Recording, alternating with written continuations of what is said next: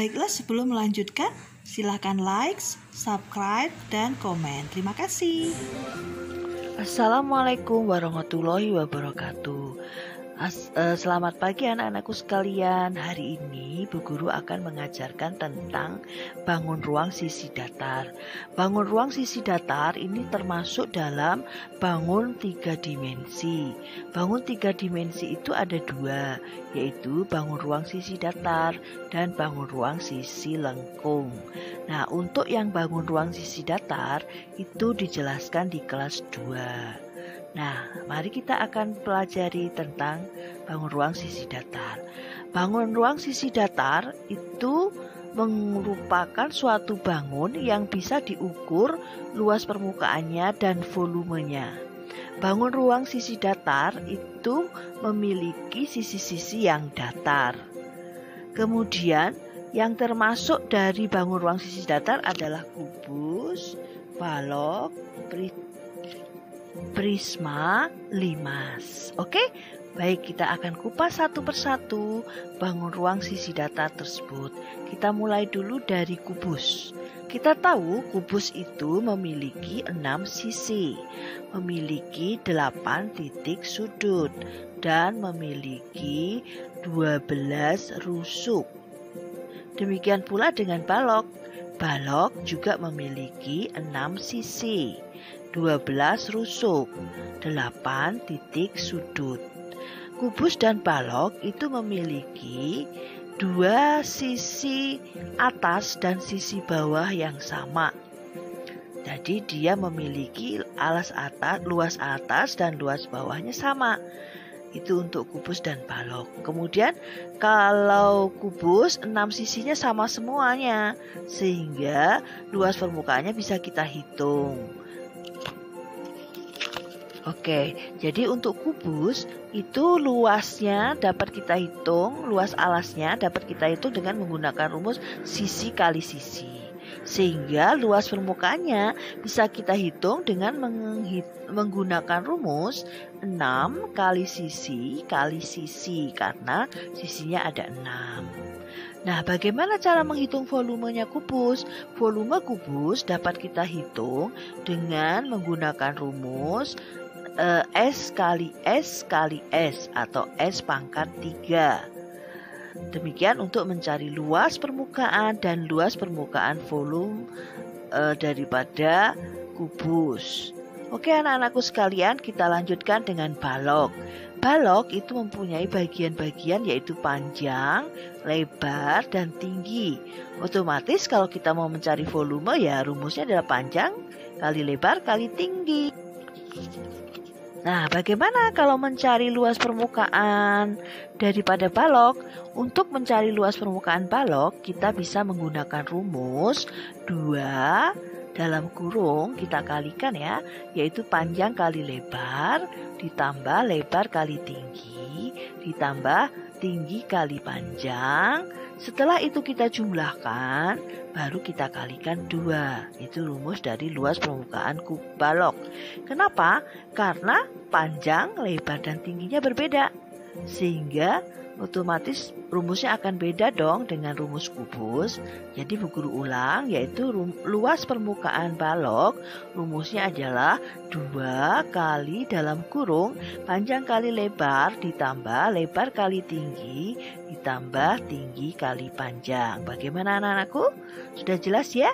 Oke, itu untuk balok. Oke. Terima kasih Bu Guru, saya sudah jelas sekali dengan penjelasan Bu Guru. Oke Bu Guru, saya mengucapkan terima kasih. Oh, jadi kalau kita mau mengukur volume dan kubus dan balok, berarti kita gunakan rumus yang tadi ya Bu Guru. Kalau rumusnya kubus, volumenya adalah S pangkat 3. Kalau volume balok, panjang kali lebar kali tinggi.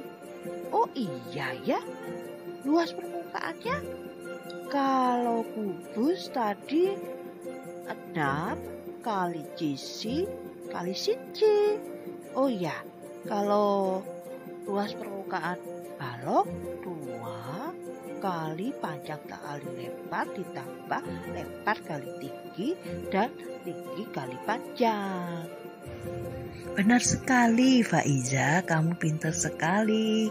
Oke, anak-anakku sekalian, Bu Guru lanjutkan ya, bahwa antara kubus dan balok itu ada beberapa hal lagi yang bisa kita pelajari, yaitu diagonal bidang, diagonal ruang, dan bidang diagonal. Nah, kalau kamu perhatikan, coba kita perhatikan tembok kita atau papan tulis ini, kalau kita menghubungkan titik sudut papan tulis dengan titik sudut bagian atas dan bagian bawahnya, kita hubungkan, maka akan terjadi garis lurus. Nah, garis miring yang kita buat itu disebut dengan diagonal bidang. Diagonal bidang kubus dan balok sama, jumlahnya ada 12 karena setiap sisinya 2 dikali 6. Oke, anak-anakku sekalian, berikutnya kita akan menghitung dan menunjukkan mana yang disebut dengan diagonal ruang. Diagonal ruang kita bisa menarik titik sudut dari ruangan ini bagian atas ke bagian bawah dengan cara miring. Maka garis yang kita tarik tadi disebut diagonal ruang. Diagonal ruang di dalam kelas ini ada 4. Oke, berikutnya ada bagian yang disebut dengan bidang diagonal ruang, yaitu berupa bidang atau seperti yang bisa diukur luasnya. Jadi kalau kita menarik bidang bagian atas ruangan ini ke bawah dengan cara miring, maka itulah yang disebut dengan bidang diagonal. Jadi ada 6. Oke, terima kasih Bu Guru. Berarti untuk ruangan itu kan seperti balok ya Bu Guru ya. Maka berarti diagonal sisi balok itu ada 12. Kemudian diagonal ruangnya ada 4. Kemudian bidang diagonalnya ada 6 ya Bu Guru ya. Oke Bu Guru, terima kasih sekali untuk penjelasannya hari ini. Saya sangat jelas. Bagaimana teman-teman? Jelas kan? Oke, terima kasih Bu Guru. Semoga nanti kita bisa mengerjakan tugas-tugas dari Bu Guru. Akhirnya kita mengerti juga tentang kubus dan balok.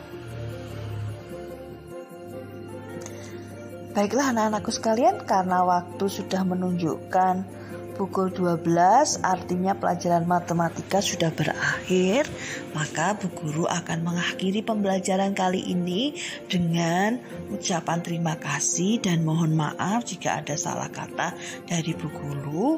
Kemudian kalian silahkan merapikan semua alat tulisnya dan kita akan akhiri dengan berdoa.